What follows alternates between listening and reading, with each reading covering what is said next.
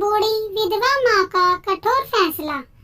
कविता जी ने अपनी तीसरे नंबर की बहू से कहा, बहू, यह मेरे कपड़े सही नहीं धुले थे, इन पर मैल रह गया है। तू कपड़े धो रही है तो मेरे यह कपड़े दोबारा से धो देना। इतना सुनना था कि बहू गुस्से में लाल हो गई और तेज आवाज में बोली, अगर पसंद नहीं आ रहे हो तो खुद धो लो, मेरे बस का नहीं है बार बार तुम्हारे कपड़े धोने। बहू, तू इतनी तिड़क क्यों रही है? मैंने बस कपड़े धोने के लिए ही तो कहा है। इस पर बहू और भी ज्यादा भड़क जाती है और बात बहुत ज्यादा बढ़ जाती है और बहू पैर में से चप्पल निकालकर सास को मारने को दौड़ती है और चप्पल सास की तरफ फेंक देती है। कविता देवी जी अपना सिर एक तरफ कर लेती हैं और चप्पल साइड में से निकल कर चली जाती है। लेकिन यह घटना कविता जी के लिए हृदय विदारक थी। कविता जी फटी हुई आंखों से अपनी बहू को देख रही थी। वह वहीं के वहीं सुन हो गई थी। उनके मुंह से कुछ भी नहीं निकल रहा था। बहुत देर तक इसी स्थिति में रहने के बाद वह अपने कमरे में चली जाती हैं और अपने बिस्तर पर पछाड़ खाकर गिर पड़ती हैं। उनके हाथ पैर और शरीर की जान जैसे खत्म हो गई थी। उनकी बहू उनके साथ ऐसा व्यवहार करेगी, इसकी कल्पना भी उन्होंने नहीं की थी। पति के देहांत को अभी 3 ही महीने हुए थे। अभी तो मैं पति के जाने के गम से बाहर भी नहीं आई थी। अभी तो मेरे मन की वेदना भी खत्म नहीं हुई थी और आज मेरी बहू ने मेरे साथ ऐसा नीच कर्म किया है। आंसुओं की धारा उनकी आंखों से लगातार ही बही जा रही थी। उनके हृदय में तूफानों की आंधी चल रही थी। उनका हृदय मानो अभी रुक जाएगा। इस समय उनको इतनी ज्यादा पीड़ा हो रही थी कि इतनी पीड़ा अगर किसी पहाड़ को हो जाती तो वह पहाड़ भी टुकड़े टुकड़े होकर बिखर जाता। यही दिन देखना बाकी रह गया। बेटा भी वहीं अपनी पत्नी के साथ खड़ा था। यही दिन देखना बाकी था कि औलाद के हाथों मार खाओ, पर उसे इतनी नीच हरकत पर कुछ नहीं कहा। काश यह धरती फट जाती और मैं इसमें समा जाती। आप मुझे छोड़कर क्यों चले गए? आपके बदले मैं चली जाती तो यह दिन देखना नसीब नहीं होता। कविता जी अपने पति रोशन चौधरी को याद करके और भी ज्यादा रोने लगती हैं। कविता जी सोचती हैं कि जब मैं इस घर में ब्याह कर आई थी, क्या था इनके पास? एक मिट्टी का छोटा सा कच्चा घर, कच्चा आंगन। घर के बाहर भैंसें बंधी रहती थी। सासू माँ इतनी तेज थी कि एक पैर पर दौड़ा कर रखती थी। एक काम खत्म करके हटती तो दूसरा काम बता देती थी। माँ जी के सामने कभी बोलने की हिम्मत तक नहीं होती थी। अगर कोई काम गलत हो जाता तो इतना डर लगता था कि अब क्या होगा। माँ की डांट से बहुत घबराहट होती थी। भैंसों का भी सारा काम करना पड़ता था। भैंसों को चारा डालना, भैंसों को पानी पिलाना, भैंसों को नहलाना और घर का भी सारा काम करना पड़ता था। मेरे 4 बच्चे हो चुके थे, 2 बेटे और 2 बेटी। 2 बेटे माँ जी के देहांत के बाद हुए। चारों बेटों के नाम और बड़ी बेटी का नाम कमला और संजय, कमल, किशोर और दीपक थे। छोटी बेटी का नाम सरला था। 6 बच्चों की परवरिश मैंने अकेले की। घर का सारा काम, बच्चों का सारा काम और उसके साथ मैं भैंसों का सारा काम करके सुबह से शाम तक थक जाती थी। मुझे कभी सांस लेने की भी फुर्सत नहीं मिली। रोशन चौधरी जी जानवरों के खरीदने और बेचने का काम करते, तजुर्बा हो गया था कि इस काम में थे। धीरे धीरे उन्हें इस काम का बहुत अच्छे पैसे बचने लगे थे। घर का खर्च कविता देवी जी भैंस का दूध बेचकर निकाल लेती थी और रोशन चौधरी जी जो कमाते थे वह बच जाता था। इसलिए धीरे धीरे रोशन चौधरी जी की आर्थिक स्थिति बहुत अच्छी हो गई थी। रोशन चौधरी जी के एक ही भाई थे, वह भी बराबर में रहते थे। उनके 2 बेटे थे। उन 2 बेटों ने अपना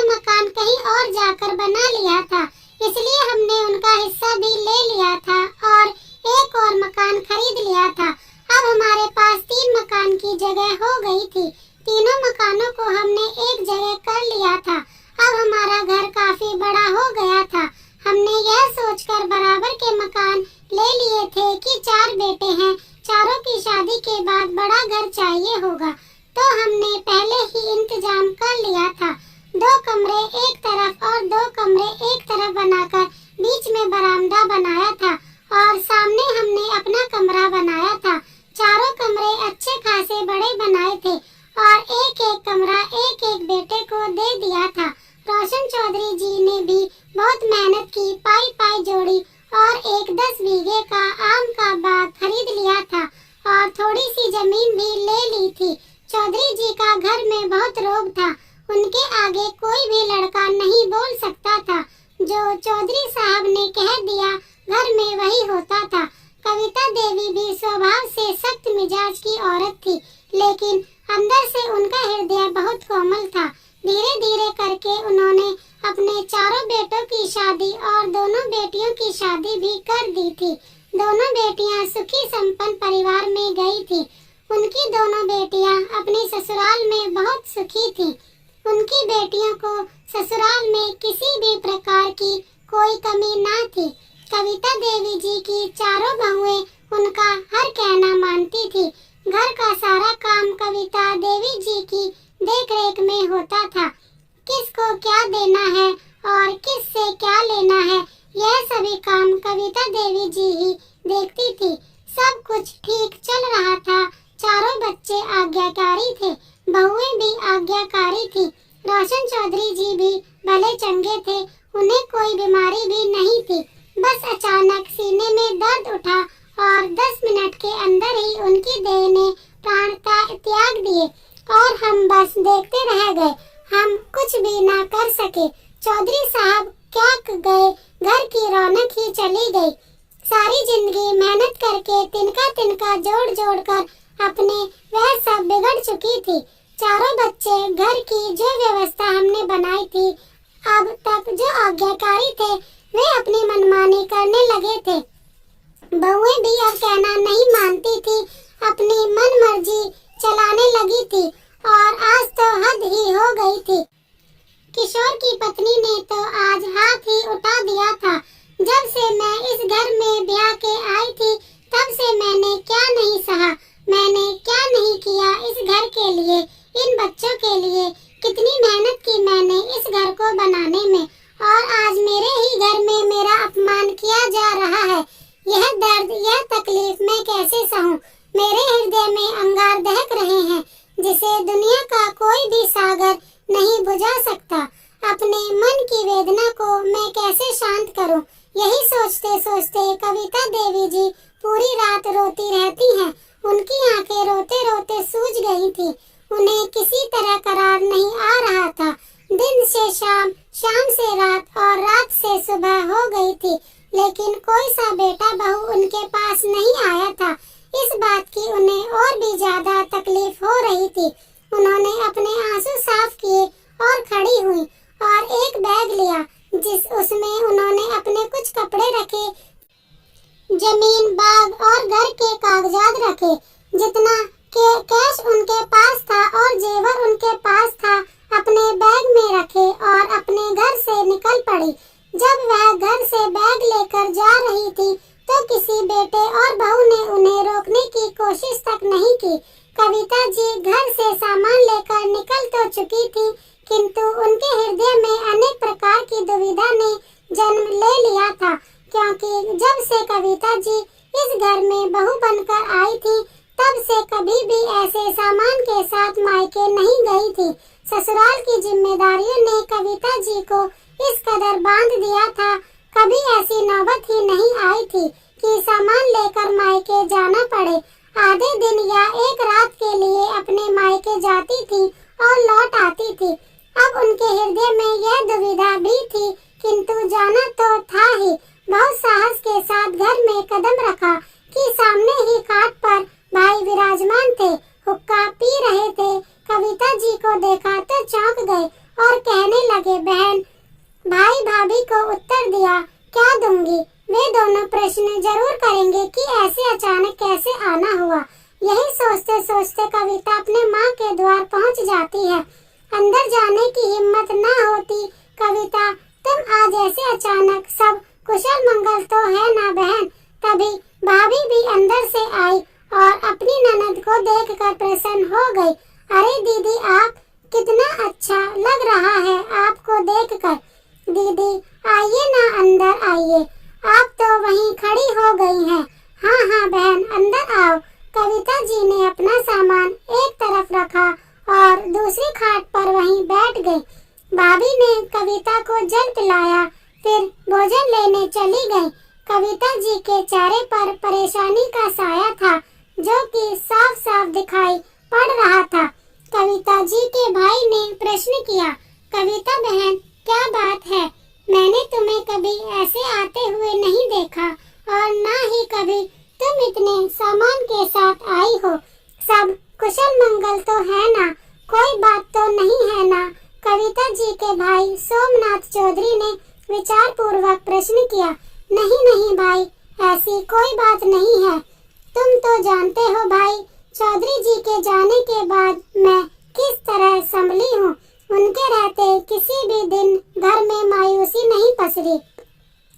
जब देखो कुछ न कुछ करते ही रहते थे तो मन लगा रहता था, किंतु अब तो जैसे घर में मातम पसरा रहने लगा है। किसी काम में मन नहीं लगता है। काम तो सारे हो जाते हैं, किंतु वो बात नहीं जो चौधरी जी के रहते थी। इसीलिए कुछ दिन यहाँ रहने आई हूँ, हृदय को भी शांति प्राप्त होगी। कविता जी ने दुखी मन से उत्तर दिया। हाँ बहन, अच्छा किया, तुम्हारा घर है, जितने दिन रहना है रहो। तभी भाभी भोजन लेकर आ जाती हैं। कविता जी भोजन करती हैं, फिर अपना सामान उठाकर कमरे में चली जाती हैं। सामान रखकर खाट पर बैठ जाती हैं। कुछ देर सोचती रहती हैं, फिर लेट जाती हैं। फिर लेटकर गहरी सोच में डूब जाती हैं। कविता को अपनी बहू का व्यवहार बार बार सामने आकर सता रहा था। उस दृश्य को भूलना चाहती, किंतु रह रहकर याद आ जाता था। इस दृश्य से कविता के हृदय पर सैकड़ों वार कर डाले थे और किसी से कुछ वह कह भी नहीं सकती थी। इस बात को लेकर कविता जी अंदर ही अंदर घुटती रही। आंखों से आंसू भी बहने लगते तो साफ करती रहती। नींद भी उड़ गई थी। जबरदस्ती आंखें बंद करती, फिर खोल लेती। फिर आधी रात में जाकर नींद आई। कविता जी भी काम में लग गई। अगली सुबह उठकर नाश्ता करके कविता ने यह सोचा कि आज शायद बेटा बहू पोता पोती कोई तो आएगा, मुझे कोई लेने आ जाएगा, कोई साही। कविता प्रतीक्षा में थी कि कोई आएगा तो चली ही जाऊंगी। वहाँ भी मेरे 70 काम अधूरे हैं, जाकर अपने काम करूंगी। कविता जी दरवाजे की ओर देखती रही। काम करते करते, खाते पीते, बातें करते करते शाम का समय आ गया। कविता जी दरवाजे की ओर देखती, फिर दिल महसूस कर रह जाती। अब रात का समय हो गया। भोजन करके फिर से अपनी खाट पर लेट गई और सोच में डूब गई। सोचते सोचते नींद में खो गई। सुबह सवेरे जागी कि आज तो मैं चली ही जाऊंगी। दरवाजे की ओर देख रही थी तो देखा कविता जी की दोनों बेटियां अपने बच्चों के साथ आ रही हैं।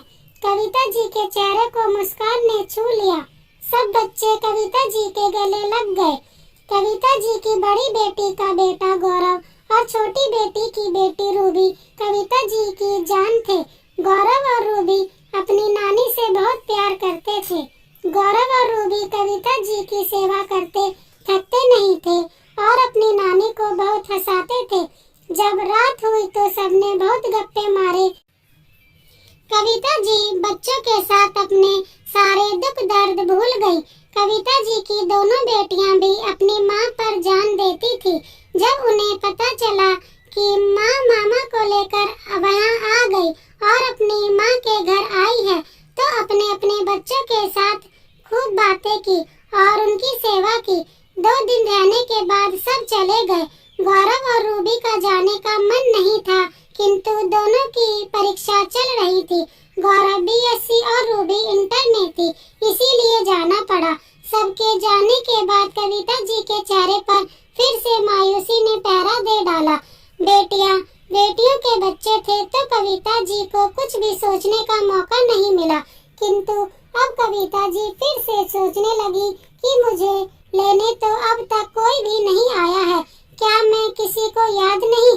क्या मैं किसी के लिए आवश्यक नहीं? क्या मेरे बिना भी सब काम हो रहे हैं? ये सभी प्रश्न कविता जी को खाए जाने लगे। कविता जी दरवाजे की ओर देखती रहती थी। एक सप्ताह बीत गया, कोई लेने नहीं आया। ऐसे ही देखते देखते एक सप्ताह से फिर 15 दिन बीत गए। कविता जी के घर में उनके बच्चों का यह हाल था कि सब ईश्वर का शुक्र अदा कर रहे थे कि अच्छा है बुढ़िया टली और जाएगी कहाँ, अपने भाई के जाकर फिर आ टपकेगी नहीं। और रही बात जायदाद की, तो माँ है हमारी, लेकर कहाँ जाएगी? सब हमारा ही तो है, हमारे ही नाम करेगी। उधर कविता को जब अपने भाई के घर रहते रहते 15 दिन हो चले तो सोमनाथ भाई को उनके लिए चिंता सताने लगी।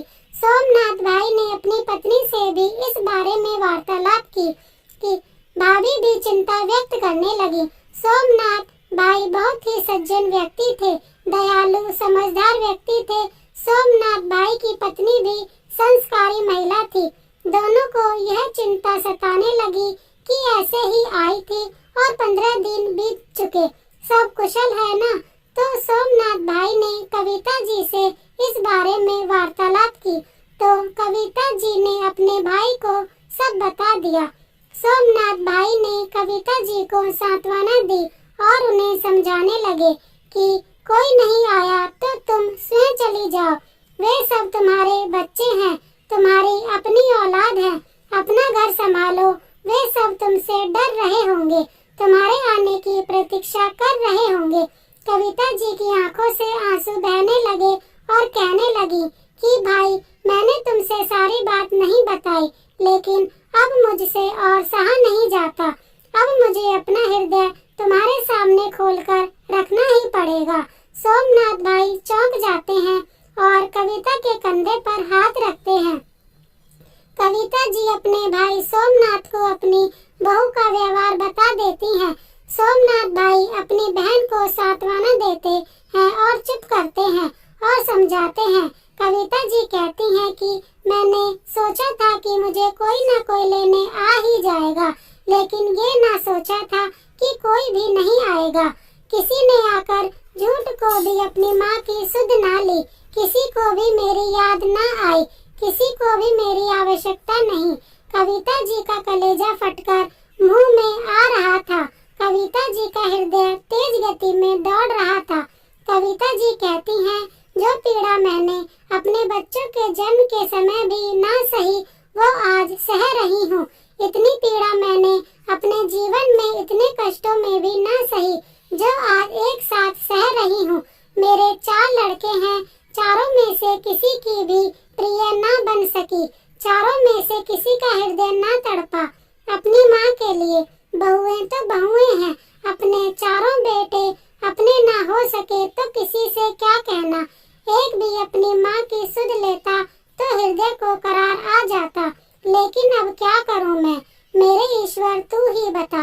कविता जी बहुत रोती हैं। सोमनाथ भाई और उनकी पत्नी उन्हें सांत्वना देते हैं और उन्हें उनके कमरे में छोड़ आते हैं।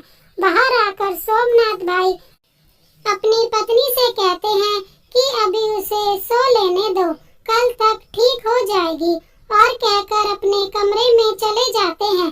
कविता अपने हृदय में दुखों का सागर लिए रोई जा रही थी। फिर कविता ने अपने आंसू साफ किए और सो गई। सुबह जागते ही कविता थोड़ी दूर पर बने अपने ताऊजी के मकान में गई, जहाँ कुछ पहलवान व्यायाम करने में लगे हुए थे और कविता जी के बड़े भाई ताऊ जी के बेटे हरिवंश चौधरी जी उन्हें शिक्षण दे रहे थे। उन्होंने देखा तो तुरंत पूछा, कविता बहन, तड़की तड़क यहाँ कैसे? मैंने सुना तो था तू घर आई हुई है, लेकिन व्यस्त के चलते आ ना पाया, कुछ परेशान लागे है। चल हरिवंश, अपनी बहन को अंदर ले जाते, भीतर चल, जब बताइए सारी बात। और कविता के सारी बात बताने पर सांत्वना देते हैं और कहते हैं, जब तेरा भाई जीवे तो तू दिक्कत ना मानिए कोई, तू घर जा, रोटी खा जाके, मुझ पे छोड़ दे। कविता को ढांढस बंधाते और रवाना कर देते हैं और अपने पहलवानों को कहते हैं, बालको, अब तैयार हो जाओ, अब थारी असली परीक्षा है। हरिवंश चौधरी जी बहुत इज्जतदार, रुआबदार, बड़ी मूंछों वाले, बड़े कद काठी वाले, बड़े साहसी, निडर पहलवान व्यक्ति थे। अच्छों की पुंगी बच जाती थी। जब अपने पहलवानों के साथ कविता जी के घर पहुंचते हैं तो उन्हें देखकर कविता जी के बेटे बहुओं के होश उड़ जाते हैं। हरिवंश को देखा तो उन्हें लगा जैसे कोई बब्बर शेर आ रहा हो। कविता जी के बेटे तो पहले ही हरिवंश से डरते थे, आज तो उनके हृदय धरती पर आ गिरे। हरिवंश जी कहते हैं, अब सुन लो कान खोलकर सब मेरी बात। 10 मिनट के अंदर अंदर यदि ये घर खाली न करा तो मेरे पट्टे जवान लट उठा लेंगे और शरीर का कोना कोना सुझा देवेंगे। अब जिसे बात समझ आगी हो वो मर जा परे को, और जिसे न आई हो वो आजा उरे को कोना कोना सुझवाने के लिए। इतना सुनना था कि सारे बेटे बहू अपने शरीर का कोना कोना बचाने के लिए तुरंत अपना सामान जो भी हाथ लगा लेके भाग खड़े हुए। उनकी तो इतनी हिम्मत भी नहीं हुई कि हरिवंश जी से कोई प्रश्न करे। कविता अपने भाई हरिवंश जी का धन्यवाद करती है तो हरिवंश कविता जी के सर पर हाथ रख देते हैं। कविता अपना घर जमीन सब बेच देती हैं और एक छोटा सा घर ले लेती हैं जिसमें कविता के पास गौरव और रूबी रहते हैं और कविता की खूब सेवा करते, खूब हंसाते हैं। एक दिन अपना सा मुंह लेकर सारे बेटे बहू आते हैं, क्षमा मांगते हैं और कहते हैं, माँ हमें भी अपने साथ रख लो या हमारे साथ चलो। माँ कहती है कि अब होश आई तुम्हें मुझे लेने की, जब मैं प्रतीक्षा करती रही दिन रात तब तक कोई सुध ना ली किसी ने भी मेरी। चारों बेटे बहू एक दूसरे को दोषी ठहराने लगे। कविता जी कहती हैं कि वो तो चौधरी जी सब मेरे नाम करके गए थे जो आज मैं यहाँ खड़ी भी हूँ, नहीं तो जीते जी तो मार ही डाला था तुमने मुझे। जब तुम में से किसी ने मेरी सुध ना ली तो अब मैं क्या तुम्हारी सुध लूं? मैं तो माँ हूँ, माँ का हृदय तुम्हें क्षमा कर भी देगा, लेकिन मैं एक विधवा औरत भी हूँ, बूढ़ी औरत, और ये बूढ़ी औरत अब तुम्हें क्षमा नहीं करेगी। तुम लोगों ने इतने दुख दर्द दिए, इतने घाव दिए हैं, इतने आंसू दिए हैं कि यह मासूम सा हृदय अब पत्थर बन चुका है।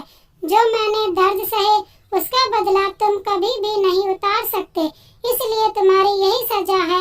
अब कहीं भी जाकर रहो, मुझे मेरे बच्चे मिल गए हैं।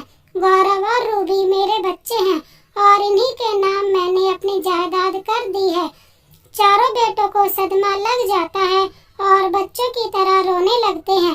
तभी गौरव रूबी जोर से चिल्लाते हैं, हरिवंश अंकल जी आप यहाँ, तो ललिता के बच्चे वहाँ से गायब हो जाते हैं। गौरव और रूबी ने ऐसे ही मजाक किया था और अपनी नानी के गले लग जाते हैं। नानी भी बहुत हंसने लगती हैं। माँ की दुआ कभी खाली नहीं जाती, माँ की दुआ कभी टाली नहीं जाती। माँ बर्तन मांजकर भी 4-5 बच्चे पाल लेती है, मगर 4-5 बच्चों से एक माँ पाली नहीं जाती। ये कहानी आपको कैसी लगी कमेंट बॉक्स में जरूर बताएं। इसी तरह की कहानी देखने के लिए हमारे चैनल को सब्सक्राइब कर बेल आइकन को प्रेस कर दें। Thank you so much. Vande Mataram.